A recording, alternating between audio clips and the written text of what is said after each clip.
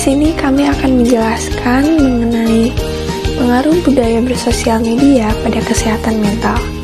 Kami mengambil judul ini dari tema bab 4, yaitu mengenai kebudayaan dan masyarakat.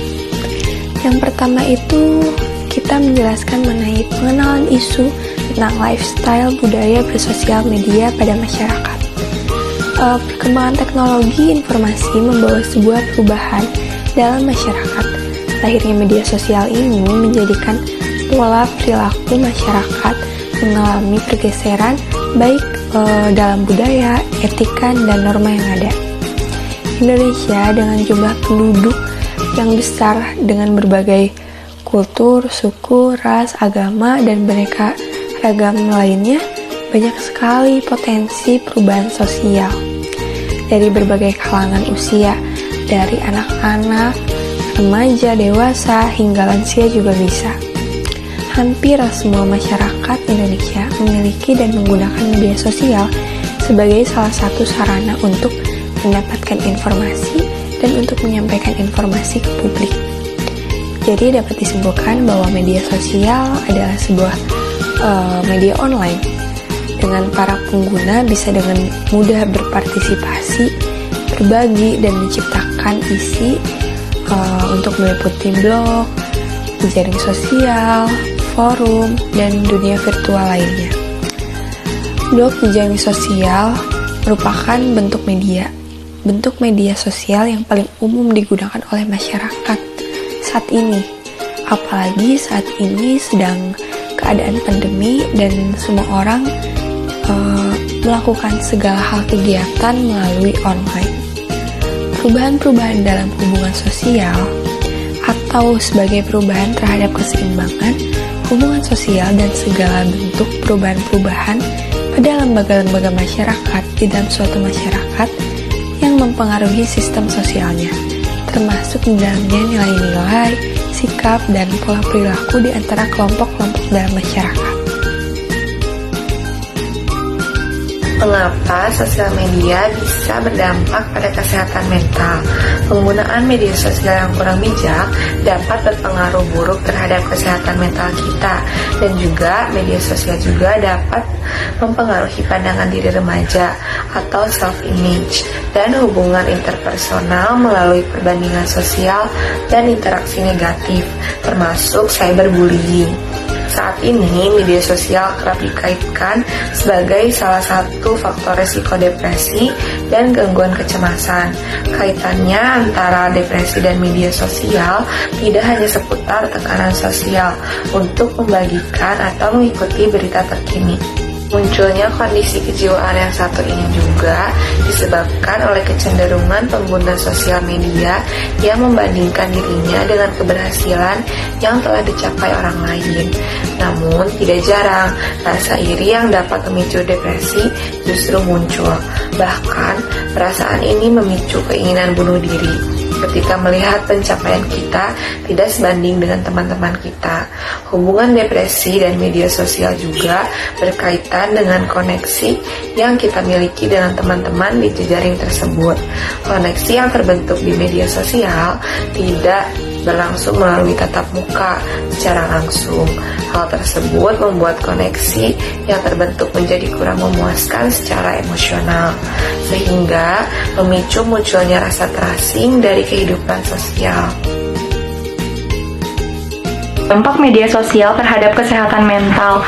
Sebelum mengetahui apa sih itu dampaknya, perlu kita ketahui bahwa pengguna media sosial setiap tahunnya akan semakin bertambah. Berdasarkan data We Are Social dan Hootsuite, pengguna media sosial di Indonesia pada tahun 2019 mencapai 150 juta atau setara dengan 56% dari total populasi. Jumlah tersebut meningkat 20% dari survei serupa di tahun sebelumnya. Selanjutnya, apa sih itu dampaknya? Dampak yang pertama yaitu kecanduan. Menggunakan media sosial secara berlebihan akan menyebabkan kecanduan. Contohnya, kecanduan bermain Instagram, Twitter.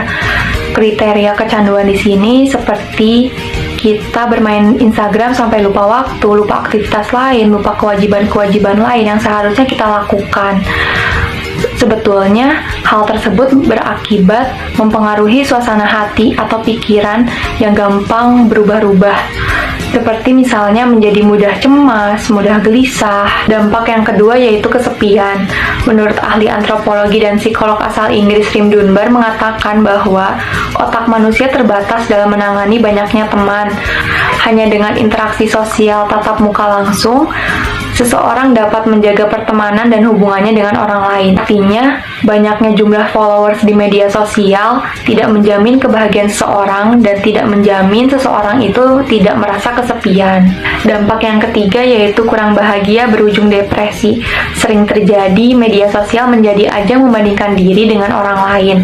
Hal tersebut mengakibatkan tingkat kecemasan dan depresi meningkat. Studi yang dipublikasikan oleh International Journal of Mental Health and Addiction menganalisis pengaruh media sosial terhadap kesehatan mental pada orang dewasa di Indonesia. Hasilnya adalah pengguna media sosial bisa menyebabkan depresi hingga 9%. Dapat kita simpulkan bahwa kita harus bijaksana dalam menggunakan media sosial, karena dampak baik maupun buruknya media sosial tergantung pada penggunanya itu sendiri. Akan memberikan contoh kasus yang berkaitan dengan media sosial. Pertama, dilansir dari kompas.com pada tanggal 21 Mei 2018 mengenai kasus dari Ahmad Dhani. Jadi Ahmad Dhani ini dilaporkan oleh sekelompok orang yang mendukung Basuki Cahayapurnama atau lebih kita kenal dengan Ahok sebagai ujar kebencian. Cuitannya di Twitter mengakibatkan dia pada akhirnya harus mendekam di penjara. Maka untuk itu kita hendaknya dalam bermedia sosial harus berhati-hati, juga harus beretika jika kita ingin memberikan komentar atau kritik kita. Dan yang kedua ada Tallulah Wilson. Dia seorang gadis cilik Berlina yang sibuk atau sedang asik dengan media sosial yang dia punya. Kemudian ibunya karena khawatir karena dia terlalu sibuk dengan dunia mayanya, maka si ibu berinisiatif untuk mengambil gadget. Ketika diambil oleh ibunya, si anak ini berteriak sambil berkata, lebih banyak orang yang mencintaiku di media sosial daripada di kehidupan nyata. Dia pun menyebutkan bahwa ada 18.000 orang yang menyayanginya di media sosial. Tallulah Wilson sendiri adalah anak dari korban perceraian orang tuanya, dan kemudian dia juga mengalami depresi di mana pada akhirnya setelah kejadian itu dirampas gadget, tidak bisa lagi menggunakan media sosial. Akhirnya dia lari ke stasiun di dekat rumahnya, yaitu stasiun Pancras, dan akhirnya dia melakukan bunuh. Terus kita harus bisa membagi waktu juga, kapan saatnya kita bermedia sosial dan kapan saatnya kita berinteraksi. Kemudian yang ketiga ada berita dari media Indonesia, di mana akibat adanya media sosial seorang siswa merasa terhibur, dan akhirnya dia di-post oleh media Indonesia pada tanggal 26 Agustus 2019, di mana ada seorang siswa dari Bekasi yang akhirnya mengalami depresi akibat kemudian di sosial media seperti WhatsApp, Facebook, dan Instagram. Dan hal serupa juga pernah dialami juga oleh seorang anak di Inggris yang bernama Mo. Dari pola-polanya juga sama. Nah, ingat, kebebasan kita berbicara ketika bermedia sosial itu memang harus diperhatikan, karena tidak semua orang bisa menerima apa yang kita bicara di media sosial.